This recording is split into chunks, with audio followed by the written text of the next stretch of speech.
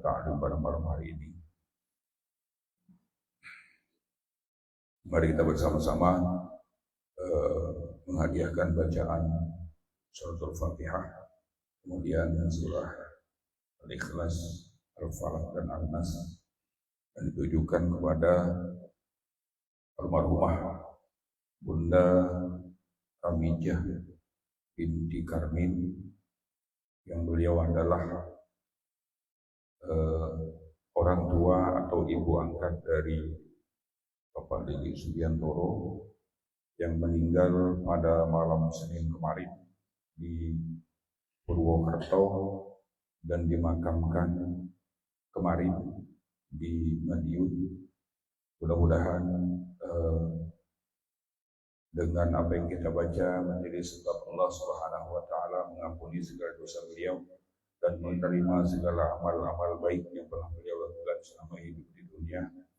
Dan nanti di akhir akan kita bersama-sama berdoa kepada Allah untuk khususnya almarhum Ibunda Kamijah binti Karmin. Rahmat Nabi sallallahu alaihi wasallam al-Fatihah wal sallallahu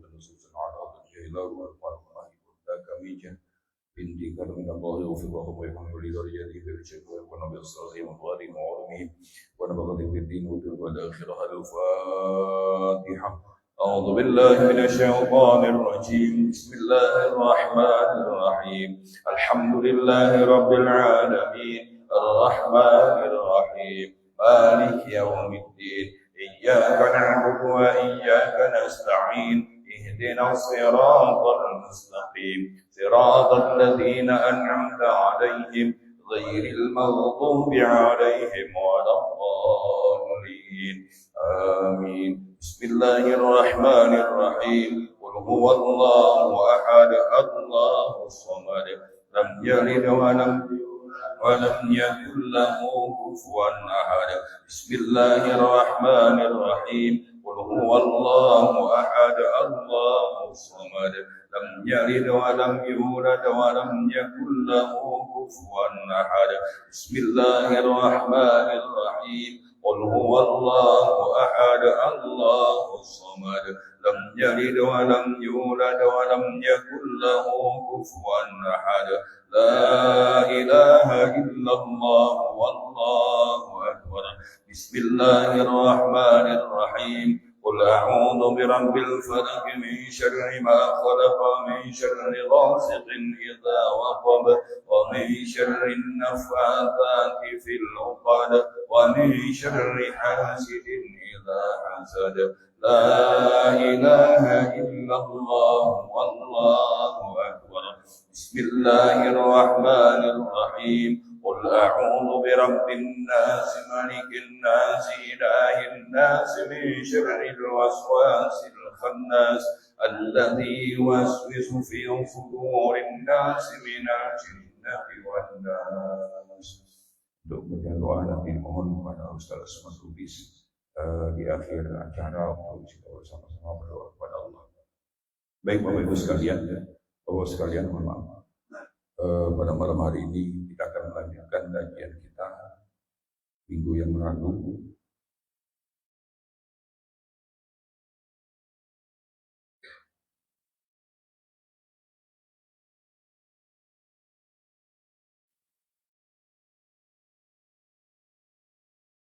Di minggu yang lalu sudah kita membahas bahwasanya betapa pentingnya kita memantapkan keyakinan dan keimanan kita di dalam hati, sehingga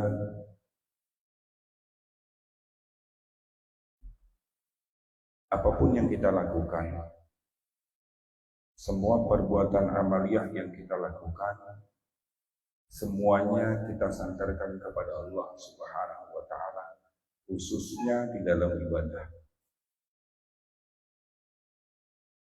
Maka apapun yang kita lakukan, kalau kita sandarkan dengan Allah Subhanahu wa taala, tidak ada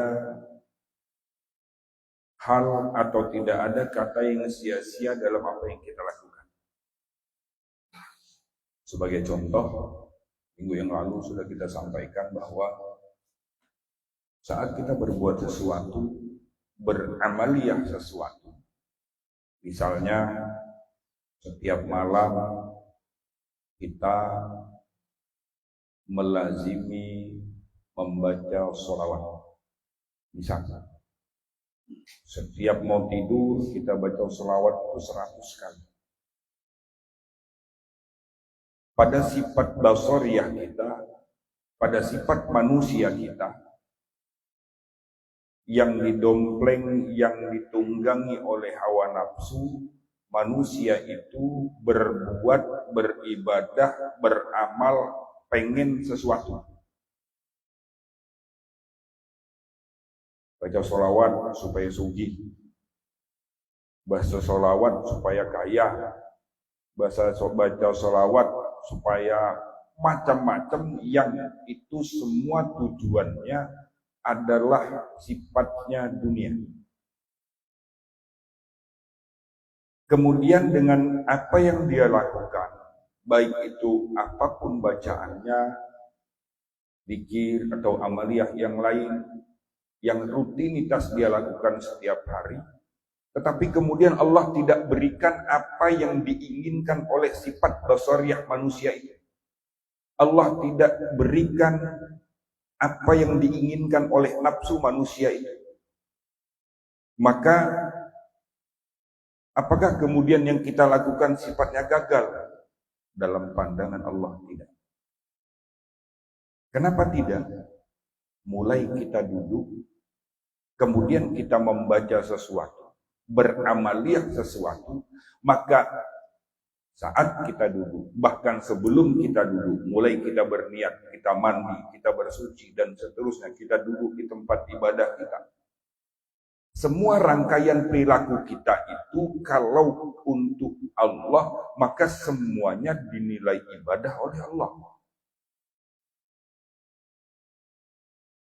Dinilai ibadah oleh Allah.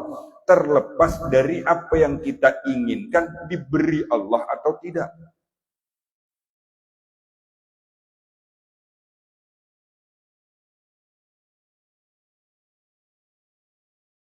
Jadi, makanya minggu yang lalu saya bilang, ayo latih diri kita untuk memandang semuanya. Apapun yang kita lakukan, apa yang kita lihat, apa yang kita kerjakan, apa yang kita alami, pandangan pertama adalah pandangan kepada Allah. Jangan dulu kita. Kita datang ke majelis ini, belajar dari rumah, jauh-jauh sampai ke sini, pulang sampai ke rumah kita, sampai rumah satu aja tidak ada yang nyantol di kepala kita. Apakah itu gagal? Tidak. Padahal kita tidak ngerti apa-apa. Nyampe di sini kita nggak ngerti apa-apa. Pulang kita ke rumah kita, apakah kemudian kita gagal? Tidak.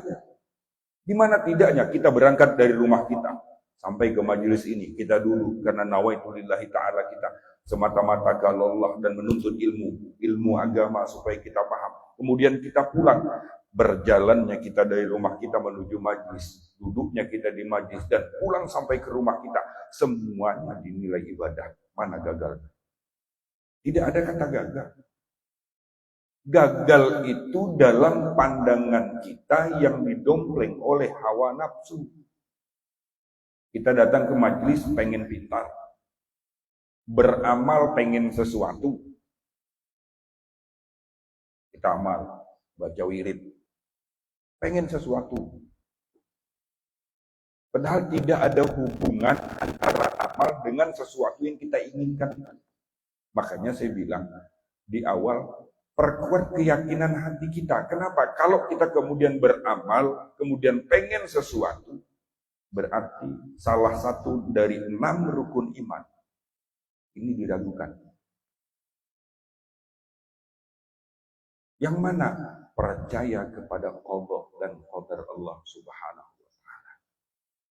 Kan sudah ada. Kita hanya disuruh Allah untuk mengerjakan pekerjaan kita yang kita lakukan yang disuruh Allah itu pun dinilai ibadah. Makanya saya bilang, orang yang berusaha, orang yang beribadah, itu terlepas dari diterima atau tidak oleh Allah, kita nggak tahu. Termasuk ibadah kita nggak tahu. Tapi yang harus kita lakukan, yang disuruh oleh Allah kita melakukan adalah lakukan ibadah itu. Terlepas dari diterima atau tidak. Syaratnya kita lakukan.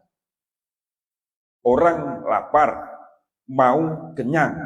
Yang harus kita lakukan cuma satu, makan. Urusan kenyang dan tidak bukan karena sebab kita makan dan bukan karena kita minta kita makan supaya kenyang. Nggak ada hubungannya. Karena kenyang itu bukan dari makan. Kenyang itu bukan dari makan. Orang yang makan itu tidak memberi bekas dan tidak memberi kenyang. Bukan makanan yang memberi kenyang. Yang memberi kenyang semata-mata karunia Allah. Tapi tugas kita makan. Kan gampang tuh. Tugas kita makan. Jalankan tugas kita, dan tugas kita makan tadi disuruh Allah. Karena itu suruhan Allah, maka makan kita, saat kita makan ingat dengan Allah, bersyukur kepada Allah, maka makan kita saat itu dinilai ibadah oleh Allah.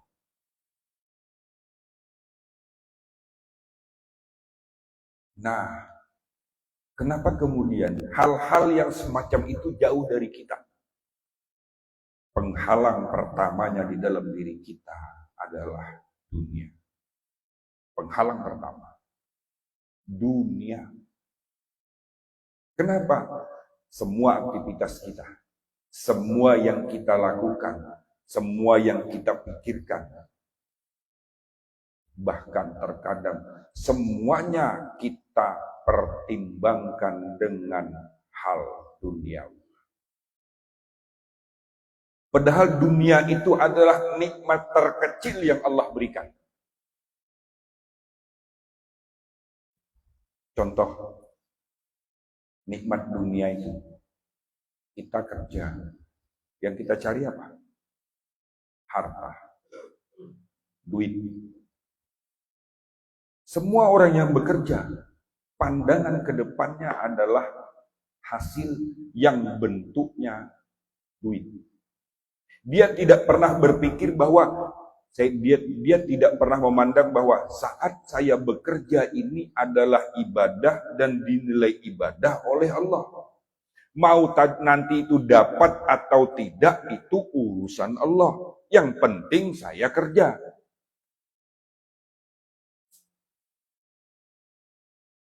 Yang melemahkan kita saat ini adalah kita ngelihatnya ke depan sana. Kita ngelihatnya hasilnya. Jangan lihat hasilnya. Hasil itu saya berulang kali menyampaikan. Usaha ikhtiar adalah kewajiban kita. Hasil adalah hak Allah. Hasil hak Allah. Kita tidak perlu ngurusi hasil. Itu yang melemahkan kita. Kita terlihat, kalau saya begini, yang ini tambah ini, pasti saya nanti dapat ini. Biasanya, orang yang memandangnya kepada dunia, memandang kepada harta, yang dia dapat adalah kegelisahan di dalam hati dan kekhawatiran.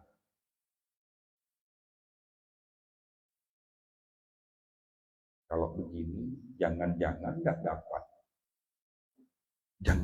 Kalau begini, jangan-jangan begini. Kenapa? Karena konsep ketuhanannya jauh. Bukan ke Tuhan dulu, bukan ke Allah dulu. Coba pikiri, oh ini saya bekerja ini disuruh Allah untuk berusaha. Terserah Allah, yang penting saya berusaha. Usaha dulu, hasilnya terserah Allah. Kalau sudah kita mampu demikian, kalau sudah kita hasil terserah Allah, insya Allah kerjaannya sama, hasilnya banyak kita.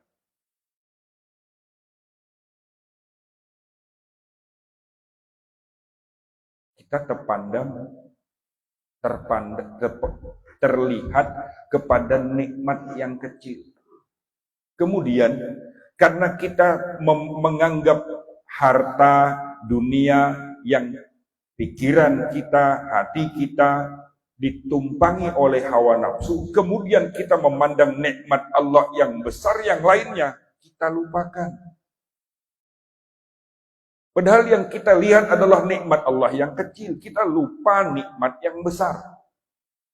Apa nikmat yang besar? Harta? Bukan. Dunia itu nikmat terkecil yang Allah berikan. Sekarang coba kita mikir diri kita sendiri. Suruh milih. Suruh milih. Pak Lubis, Pak Yan, dan semuanya. Di depan sini ada uang 1 miliar. Yang mau uang itu angkat tangan, tapi dengan syarat matanya hilang 1. Pilih mana? Lo pilih mana? Pilih uang 1 miliar yang ada di depan sini. Apakah kemudian kita rebutan ngambil uang 1 miliar itu? Enggak. Yakin saya enggak ada yang berani berdiri ngambil uang 1 miliar. Kalau demikian keadaannya, berarti mahal mata kita 1 ketimbang uang 1 miliar tadi. Hari ini mata kita 2 diberi Allah gratis.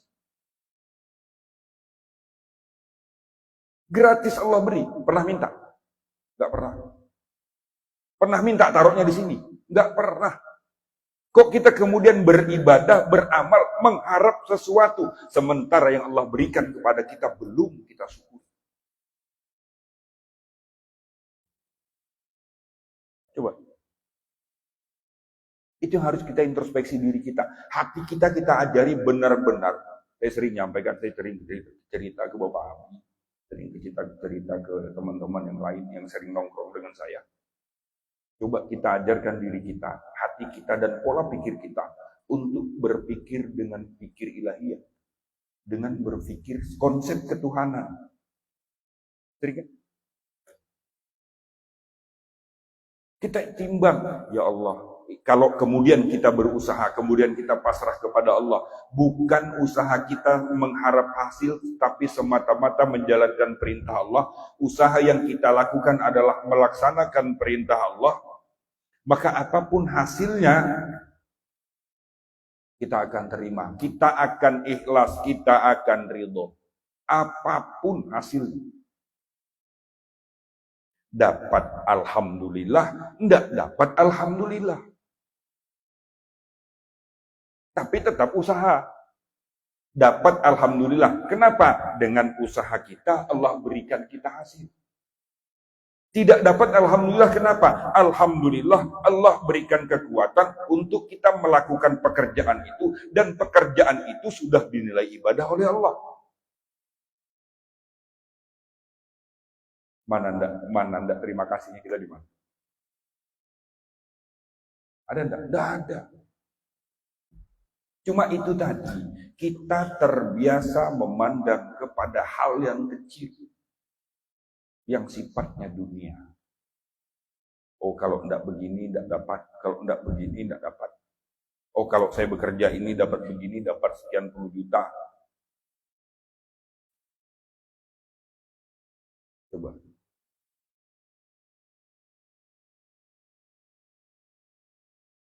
Padahal sesungguhnya yang harus kita lakukan adalah kita tetap bekerja. Kenapa? Karena kita wajib bekerja. Karena kita diperintah oleh Allah. Bekerja, wajib apapun itu. Sekecil apapun. Kerjakan itu.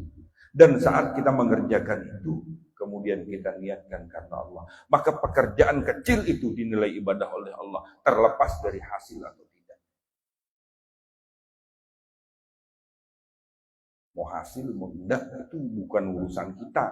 Urusan kita kerja. Kemudian dengan itu, kemudian kita bersyukur kepada Allah. Alhamdulillah ya Allah, aku masih Engkau beri kekuatan, aku bisa ngangkat palu, aku bisa ngangkat cangkul, aku bisa mikul semen, aku bisa ngangkat batu, dan seterusnya.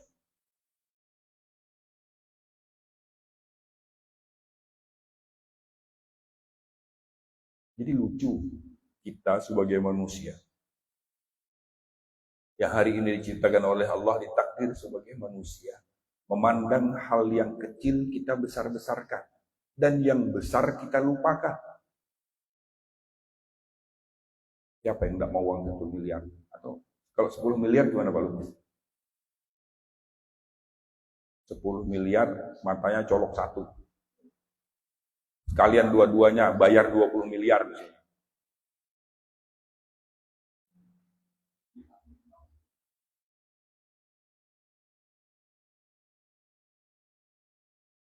Coba. 1.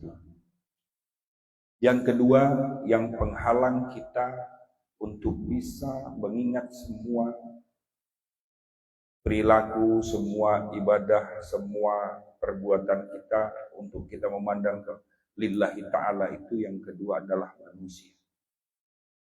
Lingkungan. Teman. Itu yang bisa merubah kita. Kalau kita kemudian dekat dengan orang-orang yang sering ke majelis, ikut ke majelis, paham ilmunya, hilang. Coba berteman dengan orang-orang yang tidak dalam konsep keilmuan, ilmu agama. Insya Allah kita akan terus menerus dan bahkan mungkin lebih buruk dari sekarang.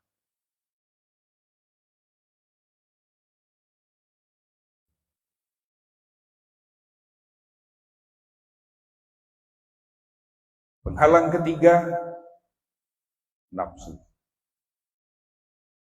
Keinginan. Kita berbuat, kita beramal, seperti saya bilang tadi. Kita berbuat, kita beramal, kemudian nafsu kita. Dan nafsu itu selalu mengarahkan kepada hal-hal dunia. Selalu. Mengarahkan kepada hal duniawi. Makanya sering saya ulang-ulang. Kita dalam sehari semalam, waktu yang diberikan Allah 24 jam. Berapa jam kita gunakan untuk kerja? 10 jam, 8 jam misalnya. Anggaplah 8 jam. Kita kerja 8 jam. Pekerjaan kita 8 jam tadi untuk apa? Nyari apa? Nyari dunia apa nyari akhirat?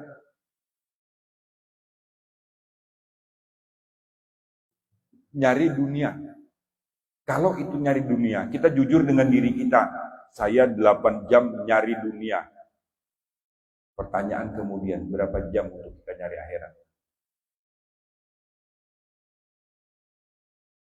Berapa jam waktu yang kita gunakan untuk akhirat kita? Kalau kemudian didompleng oleh hawa nafsu, 8 jam tadi mutlak semuanya untuk dunia. Tapi kalau kemudian nafsu bisa kita kalahkan, maka 8 jam tadi semuanya untuk akhirat.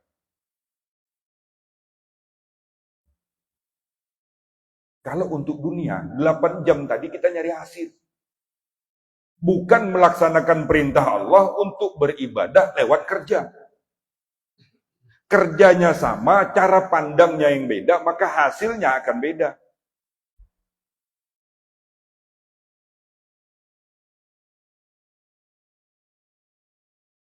Ada yang nungkang, ada yang PNS, ada yang wira swasta, ada yang kerja perusahaan. Semuanya kalau cara sudut pandangnya adalah nafsu, maka semua itu tujuannya dunia. Tapi semua profesi, apapun profesi itu, kalau kemudian profesi tadi dijalankan semata-mata melaksanakan perintah Allah, maka semua yang kita lakukan, kita duduk di kantor, kita ngerjain itu, kita ngangkat batu, ngangkat semen, semuanya dinilai ibadah oleh Allah. Berarti yang paling penting yang mana? Cara pandangnya. Makanya saya bilang, rubah konsep berpikir kita dengan cara pandangan batin kita. Sering saya tidak pernah bosan menyampaikan, ayo latih diri kita, latih hati kita. Karena kuncinya itu.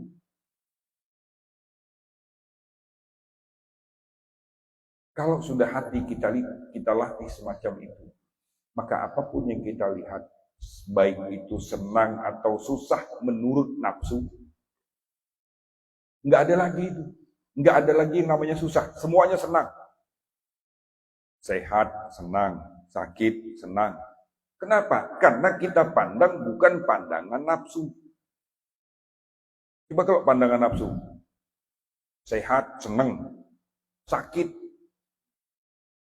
Nggak karu-karuan sudah pokoknya. Dan biasanya Allah menegur kita dengan hal yang semacam itu. Kadang kalau kita sedikit lupa, dikasih sama Allah. Kenapa? Sifat dasar manusia, saat dia susah baru ingat Allah. Itu sifat manusia. Coba kita lihat orang-orang di luar sana yang di dalam masyarakat misalnya, maksud saya. Dalam masyarakat umum kita. Saat sehat. Coba dia sakit. Ya Allah, astagfirullahaladzim, Allahu Akbar. Semua wirid disebut. Kenapa? Sakit. Coba setelah itu diberi Allah sehat kemudian. Berarti tidak sampai nanya, wiridmu kemarin mana? Coba Pak, coba lihat kita datang ke tempat saudara kita yang lagi sakit misalnya. Makanya saya mau ketawa, takut orang tersinggung. Tapi dalam hati kadang-kadang begitu. Dalam hati, ya Allah. Coba. Jadi, apapun yang Allah berikan, itu pasti yang terbaik buat kita. Apapun. Sehat, sakit, susah, senang, kaya, miskin. Semuanya pasti terbaik buat kita. Karena kita ini ibarat, kalau saya boleh ibaratkan, kita ini motor. Motor itu ada yang 80 cc, yang keluaran dulu. Zaman saya kecil tuh yang motor, apa Pak namanya? Kecil. Yamaha 80, 70 ada. Itu kan bertingkat, ada yang 70, 40, 60, 70, 80, kemudian 100, 125 terus. Sampai berapa itu? Anggaplah kita itu. Kemudian kita minta sama dengan Allah. Minta sama, ya Allah semuanya samakan. Dikasih Allah oli yang sama. Isi olinya sama.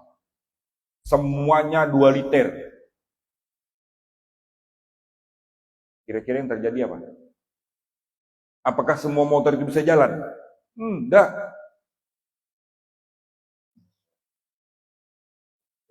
Ada yang tidak bisa jalan. Kenapa? Karena kita minta. Coba kalau Allah yang beri. Allah yang beri pasti sesuai takarannya, sesuai kemampuannya. Oh, yang ini olinya cuma segini, yang ini seliter, yang ini seliter setengah, yang ini 2 liter. Mau ngiri sama yang 2 liter? Enggak bisa. Nah, kalau kemudian cara pandang itu ada di dalam batin kita, ada di dalam hati kita, apapun yang diberikan Allah kepada kita, dengan usaha yang kita lakukan, apapun yang ditakdir oleh Allah, terkadang berat kita lakukan, sedikit Allah berikan. Kita lihat orang lain, sedikit yang dia lakukan, banyak yang Allah berikan. Maka hati kita berpikir, hati kita mengatakan, hati kita berpandangan, kepala kita berpikir, oh itu sudah sesuai dengan takaran dari Allah. Selesai. Iri enggak, dengki enggak. Kenapa? Karena semuanya kita kembalikan kepada Allah. Sehingga enak. Sehingga tidak ada lagi kata susah ngelihat orang senang, senang ngelihat orang susah. Kata itu sudah gak ada. Kenapa bisa muncul itu? Karena didompleng oleh hawa nafsu. Jadi, Bapak sekalian, kokohkan hati kita sehingga untuk kita lebih mau masuk ke dalam belajar A, B, C dan seterusnya yang hari ini belakangan. Banyak teman-teman yang, Pak, coba begini, Pak, coba begini, Mas, coba begini. Saya khawatir sebenarnya. Kalau konsep itu belum mampu, makanya saya pertama pengajian setelah Idul Fitri. Bapak-bapak ingat? Saya bahas fondasi rumah. Ya kan? Baiki fondasinya, kuati fondasinya. Fondasinya 3, iman, Islam, ihsan. Kuati. Benar dulu dalam 3 hal itu. Benar dalam pandangan, benar dalam pikiran. Baru mampu.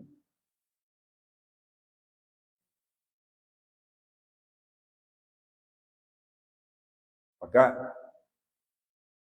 kita sama-sama memohon kepada Allah, meminta petunjuk, minta hidayah kepada Allah agar hati kita benar-benar seperti saya sering berdoa, saya berdoa entah di semua kesempatan. Allahumma ja'alna ya Allah qalbin salim.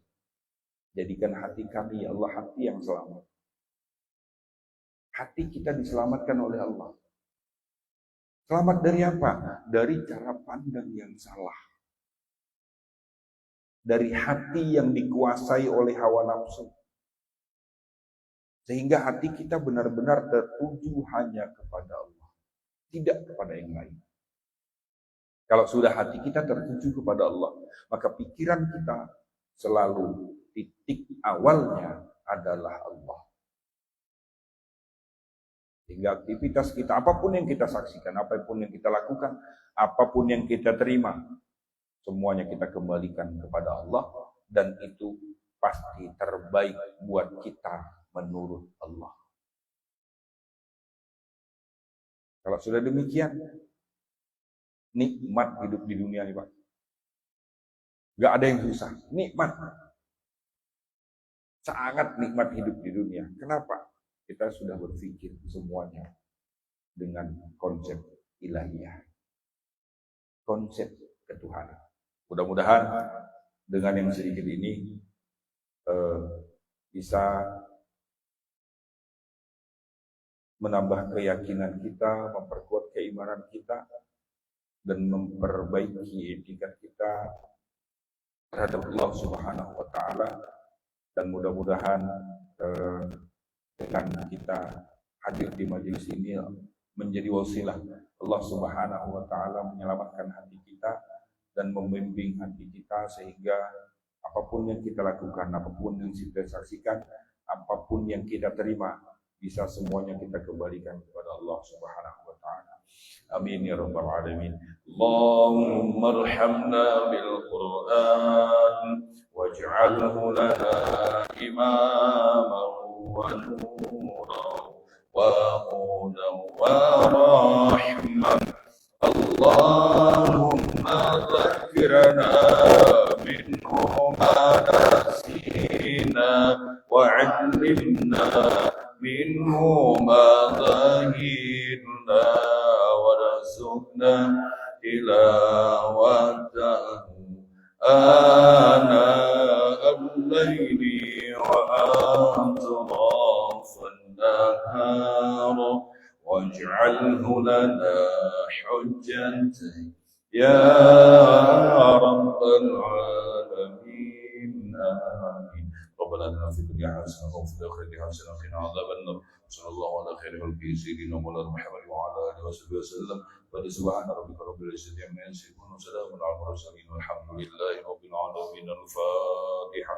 أعوذ بالله من الشيطان الرجيم. بسم الله الرحمن الرحيم.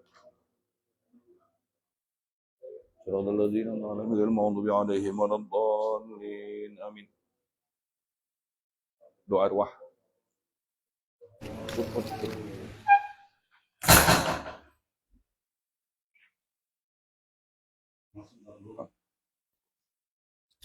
أعوذ بالله من الشيطان الرجيم. بسم الله الرحمن الرحيم.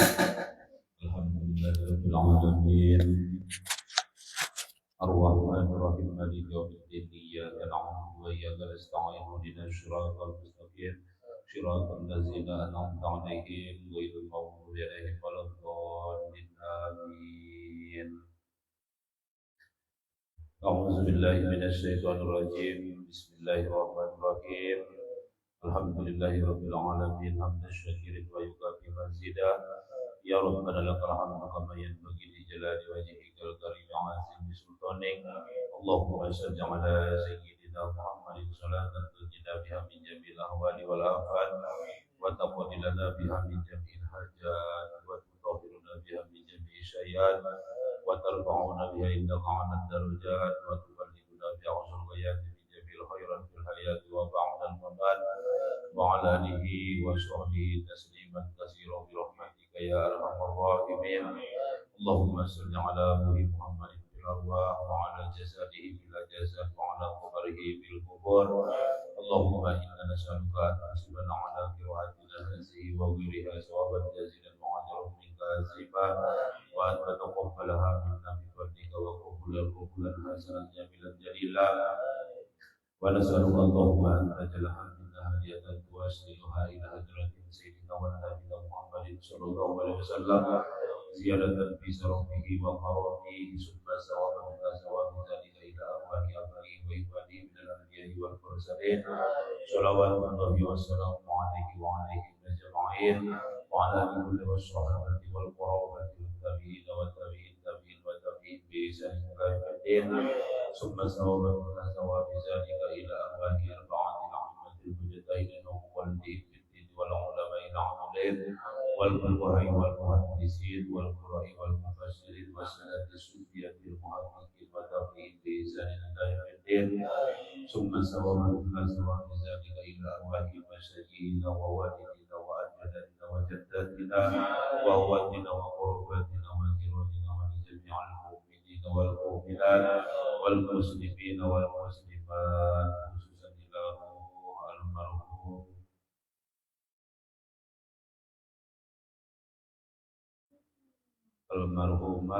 Ibunda Khadijah binti Karmin birahmatika ya arhamar rahimin.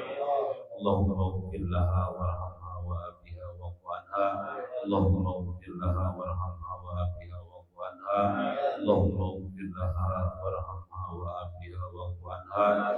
Allahumma ij'al quburaha rawdatan min riyadil jannah wa la taj'al quburaha ghuratan min hufarin niran. Allahumma anzil rahmata wa ni'mata wal maghfirata wa syafa'ata ahlil qubur. Allahumma anzil rahmata wa ni'mata wal maghfirata wa syafa'ata ahlil qubur. Allahumma anzil rahmata wa ni'mata wal maghfirata wa syafa'ata ahlil qubur. Khususan ila al-marhumah Ibunda Khadijah binti Karmin birahmatika ya arhamar rahimin. Allahumma ja'alha fidahan laha minan nar wa bikatan laha minan nar wa iswan laha minan nar wa hijaban laha minan nar wa najatan laha minan nar birahmatika ya arhamar rahimin. Ya ayyatuhan nafsul mutmainnah ja'ala rabbika radiyatan mardiyah wa huli bi'ibadi wa lahuli jannati. Rabbana taqabbal minna innaka antas sami'ud du'a. Rabbana zalamna anfusana wa in lam taghfir lana wa tarhamna lanakunanna minal khasirin. Rabbana atina fid dunya hasanah wa fil akhirati hasanah wa qina adzaban nar. Wa sallallahu ala khairi sayyidina Muhammadin nabiyil ummi wa ala alihi wa sahbihi wa sallam. Subhana rabbika rabbil izzati amma yasifun wa salamun ala al mursalin walhamdulillahi rabbil alamin. Kamilatan wa salim salaman. محمد الذي تنهل به العقد وتنفرج به الكرب وتقضى به الحوائج وتنال به الرغائب وحسن الخواتيم ويستسقى الغمام بوجه الكريم وعلى آله وصحبه في كل لمحة ونفس بعدد كل معلوم اللهم صل صلاة كاملة وسلم سلاما تاما على سيدنا محمد الذي تنهل به العقد وتنفرج به الكرب وتقضى به الحوائج وتنال به الرغائب وحسن الخواتيم ويستسقى الغمام بوجه الكريم وعلى آله وصحبه في كل لمحة ونفس بعدد كل معلوم اللهم صل صلاة كاملة وسلم سلاما تاما على سيدنا محمد الذي تنهل به العقد وتنفرج به الكرب وتقضى به الحوائج وتنال به الرغائب وحسن الخواتيم ويستسقى الغمام بوجه الكريم وعلى آله وصحبه في كل لمحة ونفس بعدد كل معلوم